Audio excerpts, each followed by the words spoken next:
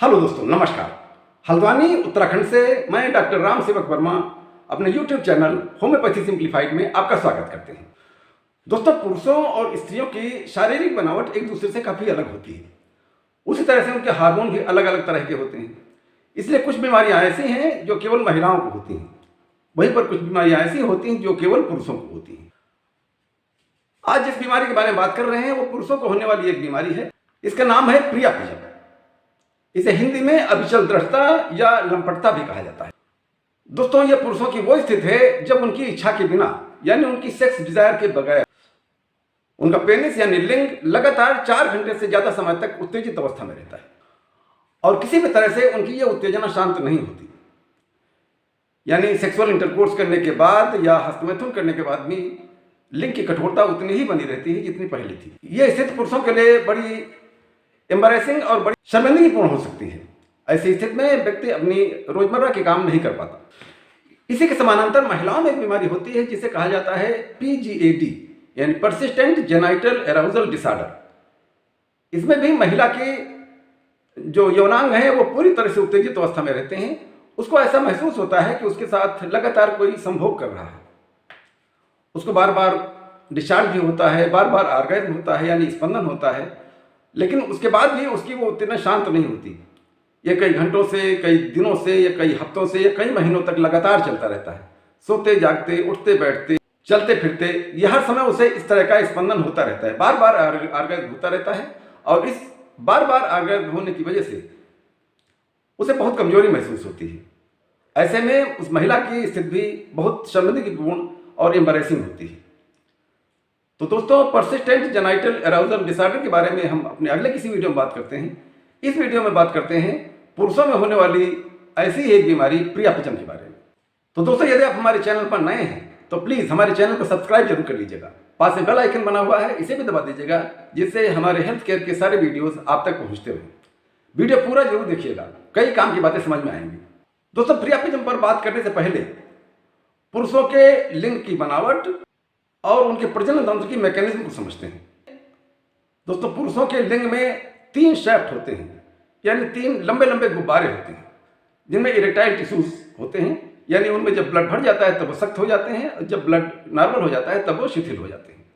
ऊपर के तो जो बड़े वाल्व हैं ये पेनिस की जड़ से शुरू होकर के आखिरी छोर तक जाते हैं। इन्हें कार्पोरा कैवर्नोसा कहा जाता है। इनके नीचे एक शैफ्ट होती है जिसे कार्पोरा स्पॉन्जियोसा कहा जाता है। मूत्र मार्ग की पाइप जिससे यूरिन और सीमेन बाहर निकलता है वो कार्पोरा स्पॉन्जियोसा के बीच से होकर निकलती है। ये स्पंजी टिश्यूज के बने होते हैं यानी जब इनमें ब्लड भर जाता है तब ये सख्त हो जाते हैं और जब ब्लड नॉर्मल हो जाता है तो ये नरम हो जाते हैं।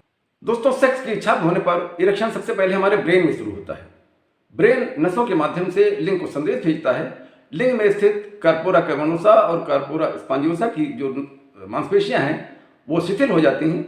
उनमें ब्लड सप्लाई यानी जो आर्टरीज आती हैं वे चौड़ी हो जाती हैं और ब्लड खूब अच्छी तरह से भर जाता है और पेनिस से शरीर को वापस खून ले जाने वाली वेन्स यानी शिराएं वो ब्लॉक हो जाती हैं। अब इसमें ब्लड फंसा रह जाता है।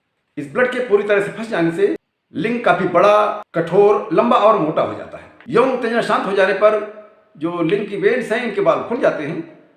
जो लिंग में फंसा हुआ ब्लड है वापस शरीर में सर्कुलेट होने लगता है। इससे लिंग की उत्तेजना शांत हो जाती है और लिंग अपनी सामान्य अवस्था में आ जाता है। इस हेल्दी मैकेनिज्म के विपरीत प्रियापिजम की स्थिति में व्यक्ति में यौन इच्छा नहीं होती, सेक्सी डिजायर नहीं होती। उसकी डिजायर के बगैर लिंग में लगातार इरेक्शन बना रहता है।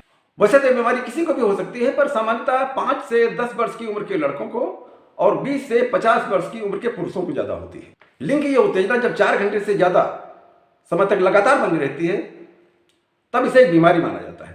यह प्रियापिजम सामान्यतः 2 प्रकार का होता है, इच्छमिक प्रियापिजम और नॉन इच्छमिक प्रियापिजम। इच्छमिक प्रियापिजम को लो फ्लो प्रियापिजम भी कहा जाता है। इस अवस्था में बिना सेक्स की इच्छा के लिंग के कार्पोरा कैवर्नोसा में और कार्पोरा स्पॉन्जियोसा में ब्लड फंस जाता है यानी ब्लड ट्रैप हो जाता है। पेनिस उत्तेजित अवस्था में रहता है। लिंग की जो वेन्स हैं जो लिंग से शरीर को वापस ब्लड ले जाती है वो ब्लॉक हो जाती है। यह एक सामान्य प्रकार का प्रियापिजम है।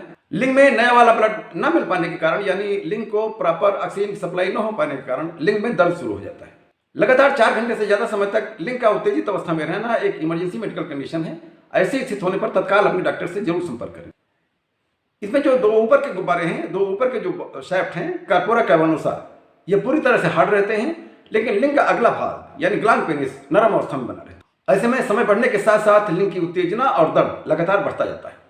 पेनिस में लंबे समय तक लगातार ऑक्सीजन न मिल पाने की स्थिति में जो पेनिस के इरेक्टाइल टिश्यूज हैं वे डैमेज हो सकते हैं, डिस्ट्रॉय भी हो सकते हैं और इरेक्टाइल डिस्फंक्शन की बीमारी हो सकती है। इस समय प्रियापिंज से ग्रस्त मरीज हकला करके बात करता है। दूसरे तरह का प्रियापिंज होता है नॉन इस्केमिक प्रियापिंज, इसे हाई फ्लो प्रियापिंज भी कहा जाता है। इसमें जो ब्लड होता है ये लिंग के इरेक्टाइल टिश्यूज में पूरी तरह फंसता नहीं है, यानी थोड़ी बहुत ब्लड सप्लाई चलती रहती है, लिंग को थोड़ी बहुत मात्रा में ऑक्सीजन मिलती रहती है। इसमें लिंग कठोर अवस्था में रहता है पर इसमें दर्द नहीं होता। बस इसकी खास बात यही है कि इसमें लिंग हाफ इरेक्टेड रहता है, यानी हाफ उत्तेजना रहती है और इसमें दर्द नहीं होता। पर ऐसी कंडीशन में भी व्यक्ति बाहर नहीं जा पाता, यानी उसके लिंग की उत्तेजना कपड़ों के बाहर भी स्पष्ट पता चलती है। यह स्थिति भी बहुत शर्मिंदगीपूर्ण और एम्बैरेसिंग होती है। आइए दोस्तों समझते हैं कि आखिर ये प्रियापिज्म की परेशानी होती क्यों है। दोस्तों स्टमक प्रियापिज्म की परेशानी उन लोगों को होती है जिनके ब्लड में सिकल सेल एनीमिया नाम की बीमारी होती है। सिकल सेल्स ब्लड की जो सेल्स हैं, जो वाल्व हैं, वेन्स, जो पेनिस की वाल्व्स हैं, उनको ब्लॉक कर देते हैं। शुरुआत के दिनों में बिना यौन इच्छा के थोड़ी थोड़ी देर तक दर्दनाक इरेक्शन होता है, पर धीरे धीरे समय बढ़ने के साथ साथ इसकी बारंबारता, लिंग की कठोरता, दर्द और इरेक्शन का समय बढ़ता चला जाता है। नॉन इस्केमिक प्रियापिज्म सामान्यतः पेट के निचले हिस्से में या पेनिस में चोट लग जाने के कारण होता है। दोनों स्थितियों में लिंग के ब्लड को शरीर को वापस ले जाने वाली वेन्स की खराबी इसका मुख्य कारण होती है। इसके लिए कुछ बीमारियां हैं जैसे सिकल सेल एनीमिया है, ल्यूकेमिया है या मल्टीपल माइलोमा है। ये बीमारियां जिन लोगों को होती हैं उनको इस बीमारी का होने का खतरा ज्यादा बना। इसके अलावा जो लोग अधिक मात्रा में शराब पीते हैं, जो लोग कोकीन, मारिजुआना या अन्य गैर कानूनी ड्रग्स लेते हैं, उनको भी प्रियापिज्म का खतरा बना ही रहता है। कुछ एलोपैथी दवाइयां हैं जो शरीर की ब्लड सप्लाई को प्रभावित करती है, जैसे इरेक्टाइल डिस्फंक्शन की दवाइयां, जैसे वियाग्रा इत्यादि। वियाग्रा वगैरह भी यही काम करती हैं।